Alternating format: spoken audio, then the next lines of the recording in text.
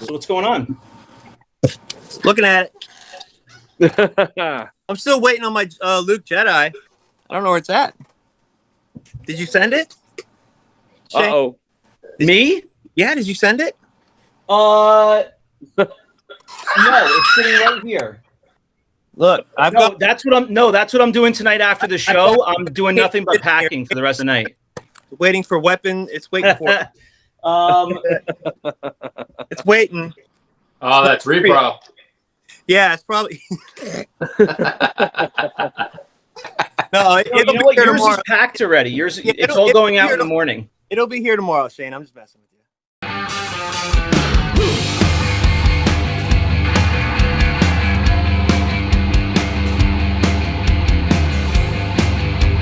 Hey everyone, welcome to another episode of 5 Idiots Talking Toys. It's a podcast where we collect vintage Star Wars and talk about it on Sunday nights. Christopher's here, Brandon's here, John's here, Charles is here, and we have a special guest tonight. It's going to be our second episode of our Collector's Corner. So we're super excited to share our show with someone else and have them share their collection with us and with all of you. So thanks very much for tuning in with us.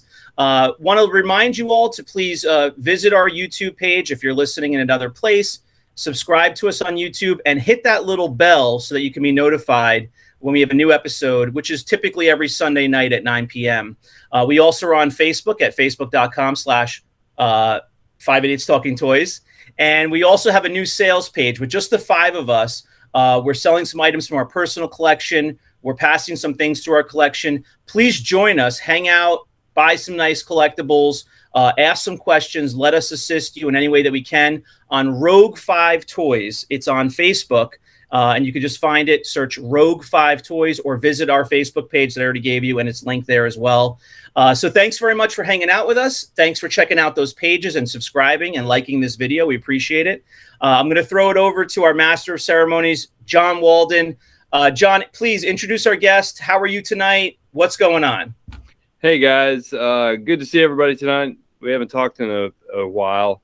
Tonight we have a very special guest from the Midwest, right? Mr. Brian Collingwood. Brian, how's it going tonight? Good. How are you guys? Great. Oh, I want to do one more thing before we get really good and started. I have to. Uh-oh. No. No. It's so hot in here. I was so ready to wear my Saints gear tonight. This is awful. Oh, there we go. Oh, brutal. We're always recording a little bit ahead, but the Saints and the Falcons played today during the day, and it was a huge comeback by the Saints, and they fell short at the end. So congratulations to you, John. Yeah. The Falcons actually won. Nice. What, Charles?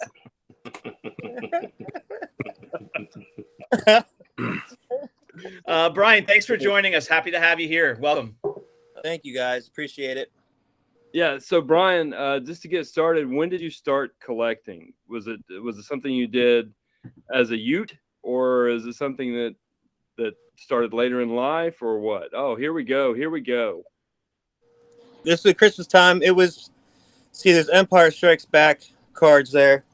There's a Han, Luke X-Wing, Dengar, Princess Leia, and I didn't have my mom always got us stuff because my dad wasn't around, and she just bought us stuff. And when I started joining bands and everything, I kind of got out of it, and then I found some of my old stuff, which only got like 5-6 figures left from when I was a kid, and then through Facebook and everything, it just kind of geared new movies, kind of, bringing nostalgia back and be like, it's just, I seen that picture and I had to get every one of those cards, and I did.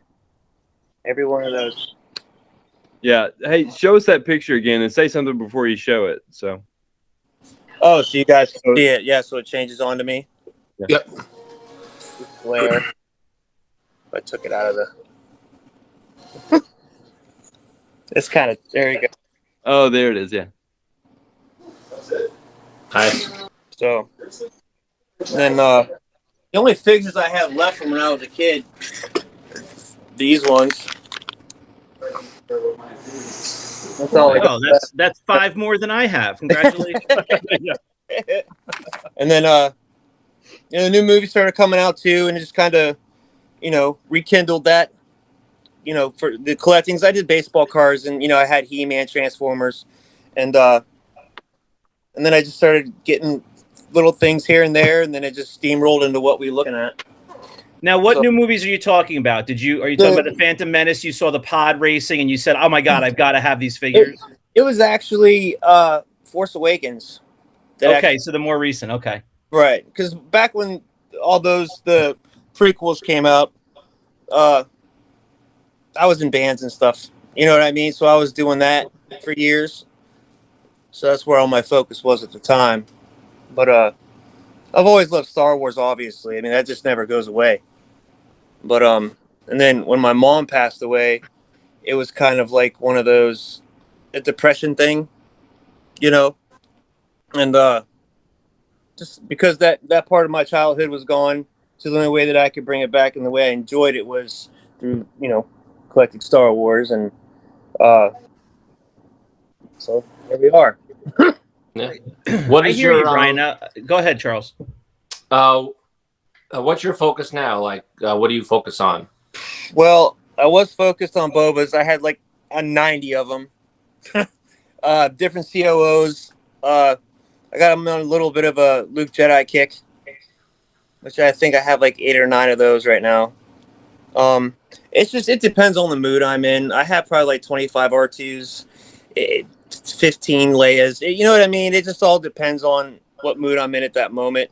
But Boba Fett's the focus all the time. What do you think about Lobot? I love Lobot. Actually, let me see what I got here. I got a bunch of. Let me see. I actually should have brought it out for you. Let me see. I think it's probably beat up too. Are you pulling out Charles's childhood figure of Lobot that he grew up with? Yeah. It's somewhere. Yeah, I have one here somewhere, but I'll find it later. I'll show it to you. It's the best. Well, you make a good point, Brian. I was just thinking as you were talking about like what you've been into recently. Like if for some reason it popped in my head earlier today while I was just working down in the basement doing stuff. At one point, I asked these guys through conversation, like, "Hey, what's your favorite figure?" And then I started rattling off my favorite figure, and I think I just about named every character in Return of the Jedi. And I'm just like, you know what? Once I started naming like my first, few favorite, and then these ones I also like, and then I also like these guys, and it's just, I just love the whole. I mean, I love that movie, but I love the whole universe so much that like there's to me, there's some ancillary characters, but they all have some sort of meaning and they all fit into the story. So when you name 5 or 6 figures that you have, 15 plus of, right, it makes total sense to me because, you may have your favorite, but there's some that just really resonate with you. And it's just cool to have some variations of them. So it just naturally falls into place. Yeah, I do a lot of the different COOs, different molds, so that's how I ended up with a lot of different ones. I guess it's easier to ask you, which figure do you not collect? Lobot. I have 2. I have one with my loose collection, and I got a card. That's the only one I have the least of. I want to actually say that this one I would probably send in for grading, and I just won't send in. This thing is like, it does not move. Right. Arms and legs, I won't send it in. So, all right. So what is the current rate of grading? We said it's up to about $50, right? No, it's like $35. Yeah. Oh, 35. All right. So the 4 of us, the rest of the 4 of us are going to chip in, and we want you to send that in to get it graded because we want to see it on an episode. I'll throw 10. I'm good. No, we're doing it. We're doing it. I don't even want it. I'll give you my address. I'll take it. We can auction it off. Yeah, we can auction it off, or we can make it a prize or giveaway. But we want Charles to send that in. We want to see what it'll get. Oh, for charity. Auction it off, and we'll end up losing people. So what's your appeal to the different COOs and stuff? Are you a completist kind of guy? You have to have one of everything, or with Fett I was. It just there's a lot of different molds that are better than others to me. You know, like there's the Boba Fett, the large COO one, where it's a Mcconnell, but it has a Hong Kong stamp on it because it doesn't have the nub on the rocket and everything. But the definition of that mold is just amazing to me. It's so much different. It's more distinct than the regular Hong Kong and like Taiwan. I like the Taiwan mold too. You know, and you get through like the pallet toys and everything. There's certain characteristics of each one that you wish could all be in one, but it's not. And yeah, I've gotten, actually I pulled a Fett out.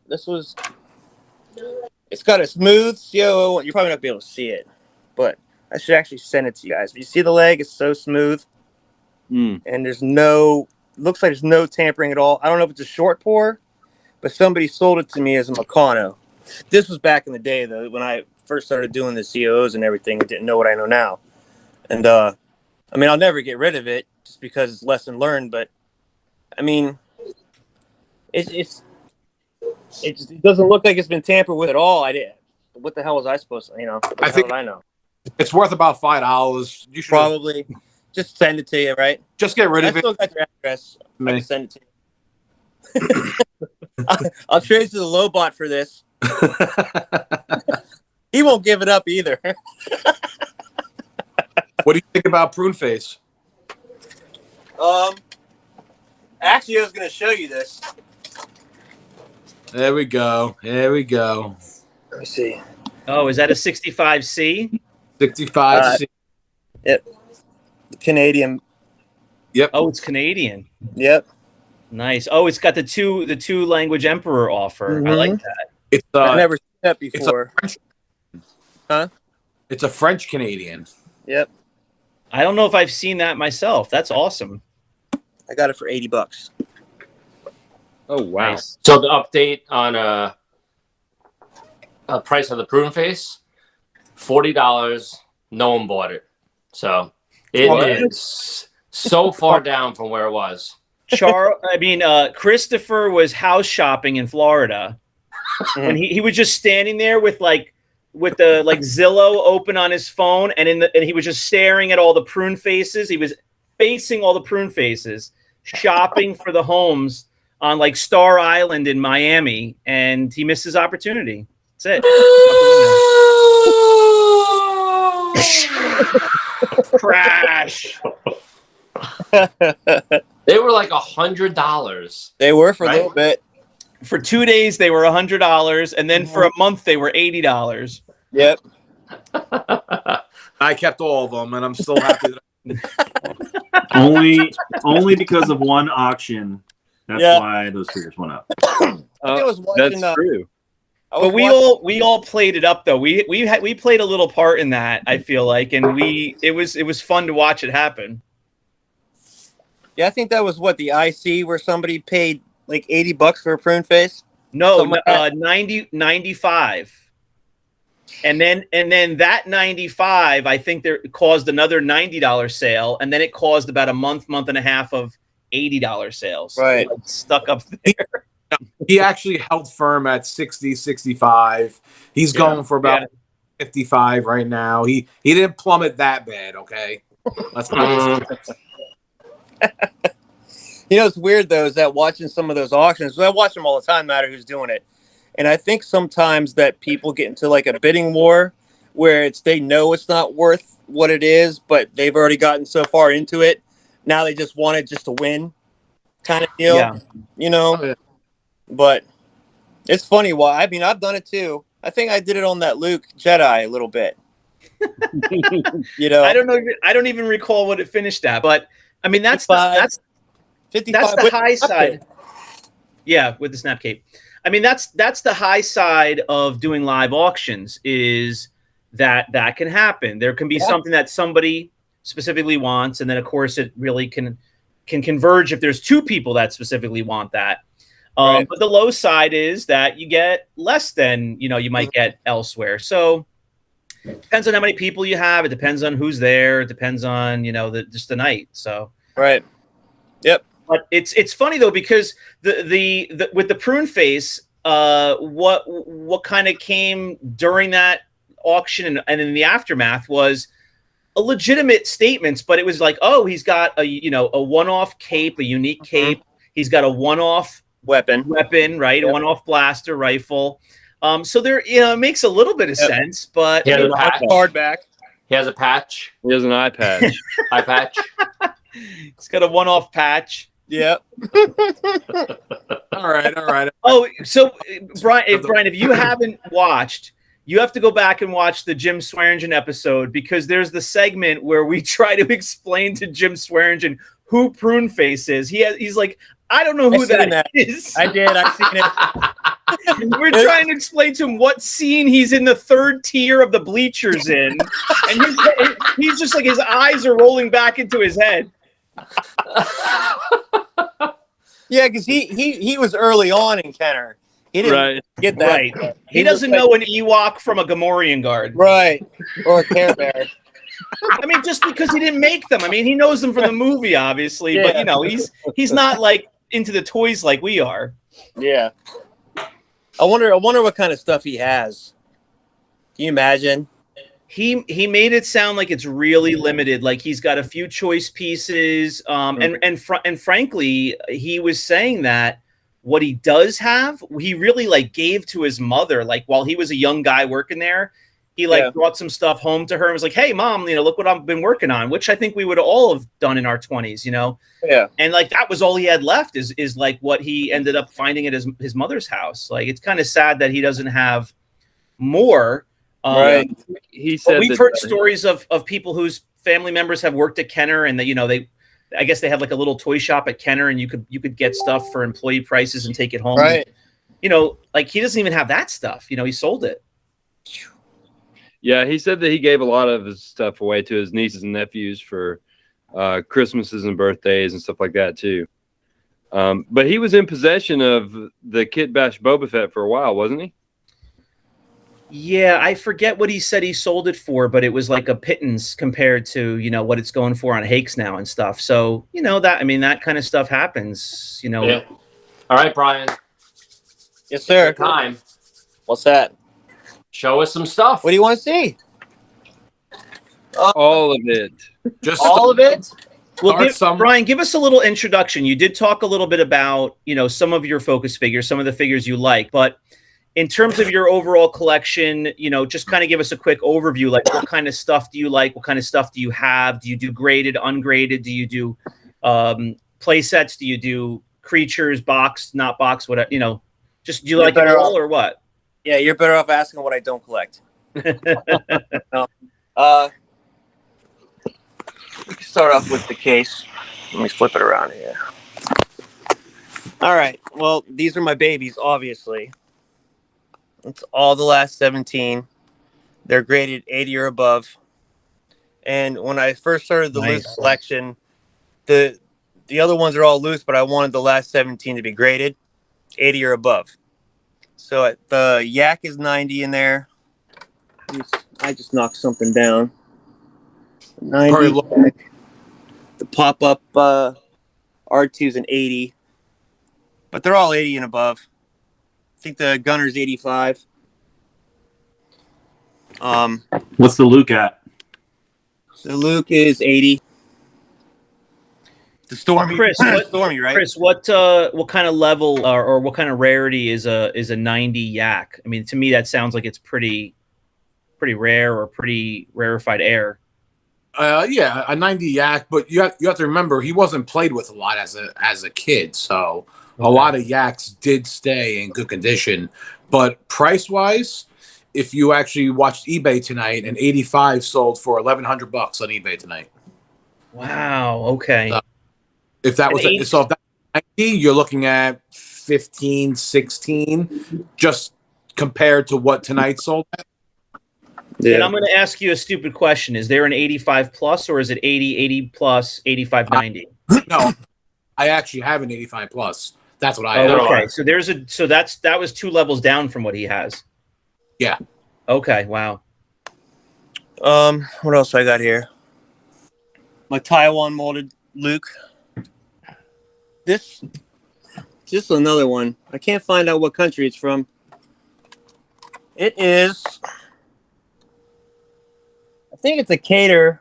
It's got the tan hair, different molded head, the brown face highlights. Like, I can't find any info on where exactly it came from, but just odds and ends. And then I was going to start collecting the coins with the last 17, but then I realized Anakin and Yak Face were going to be impossible, so I kind of gave up on that.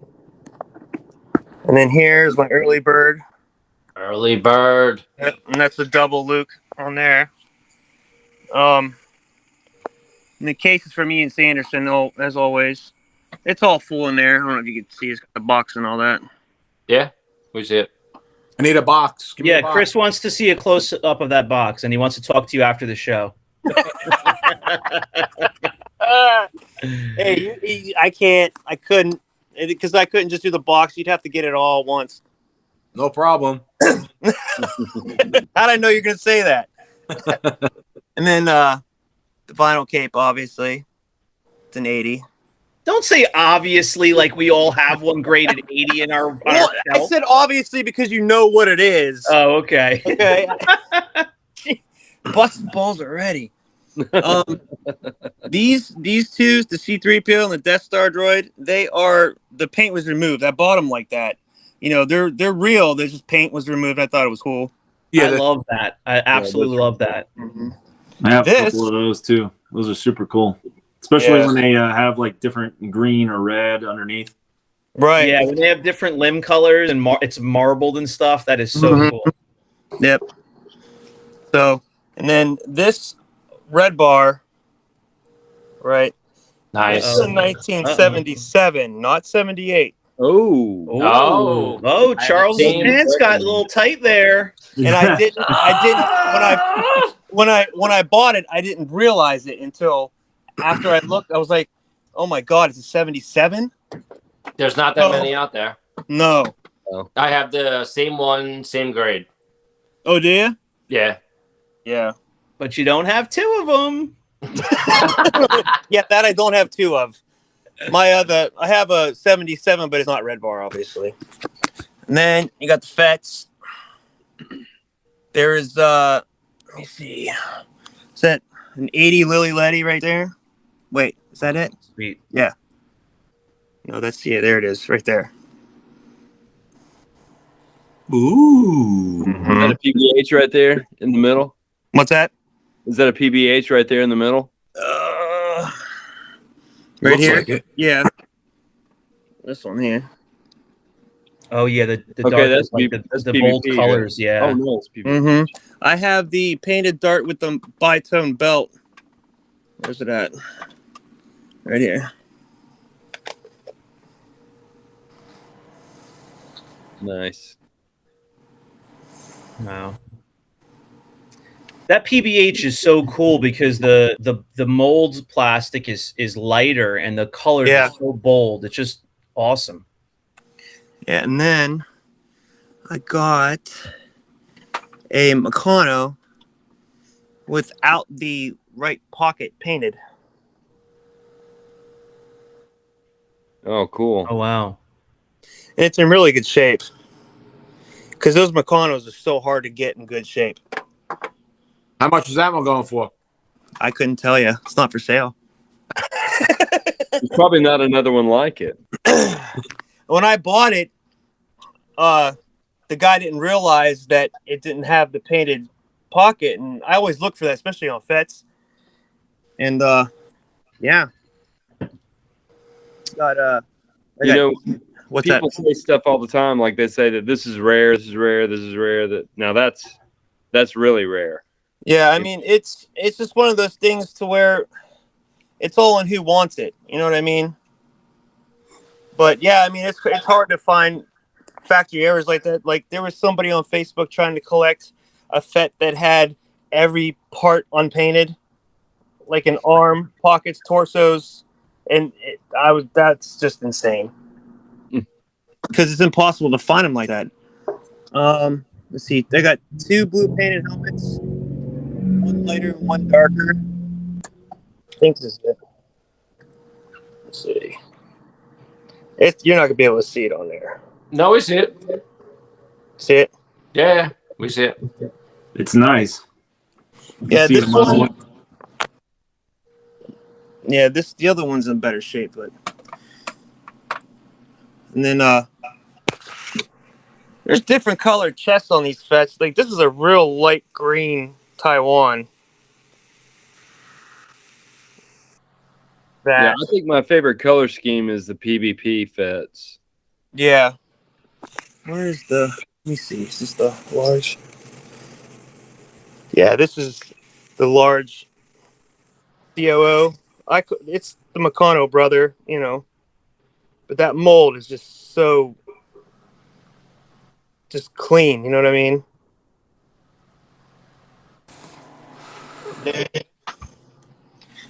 Got all those down here. This is a Palatoy Leia. You didn't mention the star of the Boba shelf in the middle right there, the Sigma. That's Oh yeah. I love those things. Oh yeah. I wanted to get the Emperor, but I haven't gotten him yet. Mcconnell Death Star droid. Oh, Oh wow. Those shoulders don't look like they're painted with Sharpie. No, they're not. Let me see. You didn't buy that in a dark corner in the back of the lobby at a toy convention? I did not. No, I got it off. Man, I wish I remembered his name. He's from overseas. He's on the IC all the time. You guys know who it is if I tell you his name. That Alexandria Akbar Alexander. I know what you're talking about. Starts with the D. Yeah. That's a Lily Letty. C3PO. Yeah, that's cool. Let's see. The Taiwan only Vader. Oh, nice.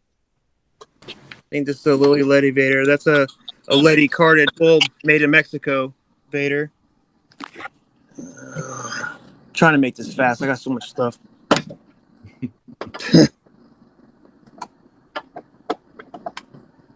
These ones always confuse me with these hairs. I'm pretty sure that's the light brown. It's a Palatoy, I believe. I mark everything on the back because, like, if anything ever happens to me, you know, the wife and the kid knows. Then my friend James Simpkins, which he's really big into selling vintage and all that, he's gonna be the curator when I die. He'll make sure everything's done the right way.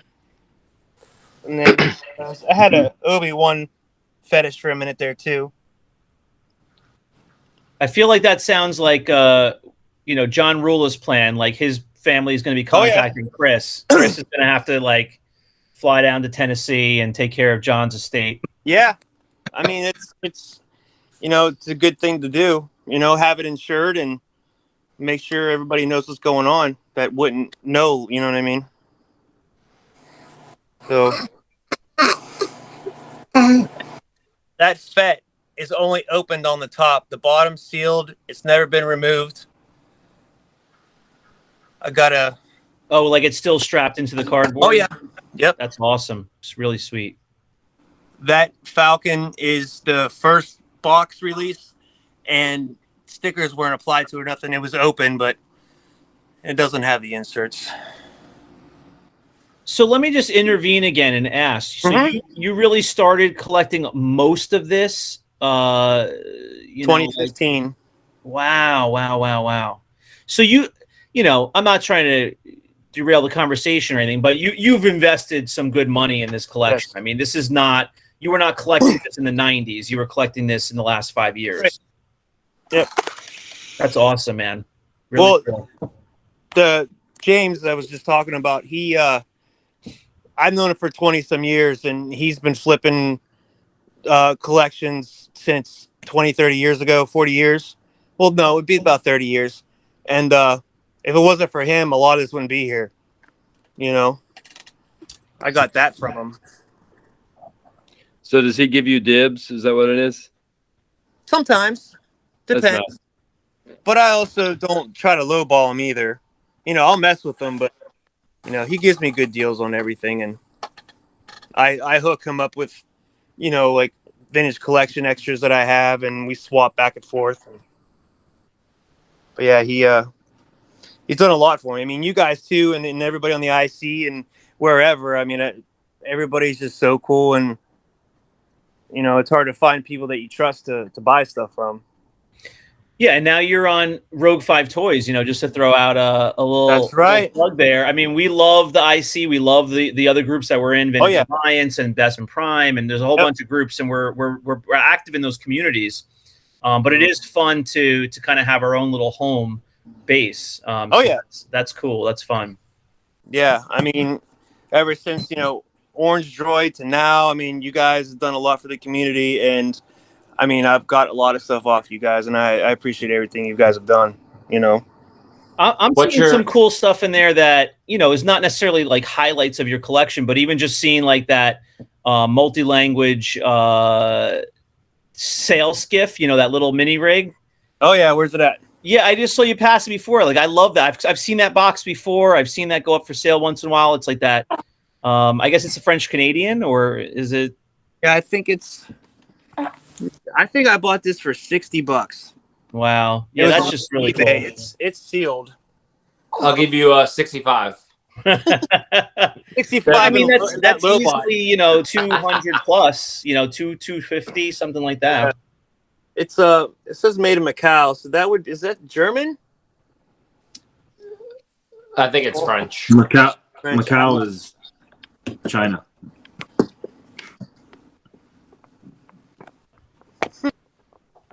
And my cap too is the same way, but this is the Spanish though. Nice. I like that case. That's a nice way to display that. Mm-hmm. Really smart. Yeah. I didn't know where to put that one, so I just stuck it in there with it. And then my Land of the Jawas is back there. This doesn't have the stickers applied or anything. Only the top's open. I got that from James. Yeah. Then What's your most favorite piece out of all of it?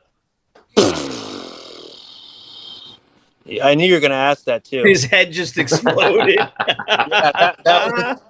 That was my head exploding. Out of everything, maybe your prune face mock. Yeah. Yes. It's probably between the Lily Letty Boba Fett 80 and the vinyl cape, I think. Okay. I mean, I couldn't. It's only because of the rarities of them.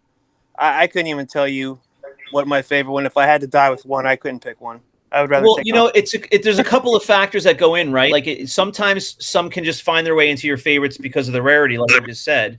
Some might be a favorite figure. Some might be because it's an offshoot. It's a Lily Letty or it's a Mcconnell or something like that. There's a number of reasons why you might have at least 5 or 10 things that you just love in your. A collection that size. I'm sure you have a dozen things that you'd love. Maybe you might have something that you love just because it took you X amount of time to find it, right? It was a long search. That would be the Canadian Yoda Vintage Collection. Yeah, that's actually a really expensive piece now. Like, that's the piece to have.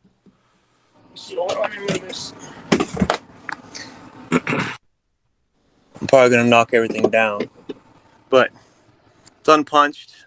Ahsoka, I see her. Yep, that is a Canadian Ahsoka too, by the way. Like, before, I would like that Revenge Leia there. That's Canadian. That's the multi-language front. When I first started doing these, I'm a sucker for multi-language, the Japanese stickers on the backs, and that's how I did it. I paid $90 for that Ahsoka. You know what I mean? And I was collecting it before everything got nuts. And then the Troopers, the Canadian. And well, right now the Yoda, I think he's the first one to hit like $1,000 loose, not graded. Yep. And the Japanese ones with the Japanese back to them on the old vintage ones are the Takara, right? Mm-hmm. Yes, I think I have one of those. I think it's Klaatu that I have a Takara. But like on this one, it's got those stickers on the back for like the newer vintage collections. And then John Rula turned me on to the Japanese Fett, the Power of the Force one. And then I found I got everything, man. It's crazy. That's a Thrawn. And a lot of these things I get by accident, but a lot of them are on purpose. Now, under that rack of Boba Fett mocks, is that a crate? Are you rocking a crate cabinet, or is that a Marshall cabinet? Oh, it's a Marshall. Okay. Oh, yeah. There we go. Oh, yeah. And there's babies. Nice. Yeah. So, but yeah, that Canadian Yoda, that was something I've wanted for a long time.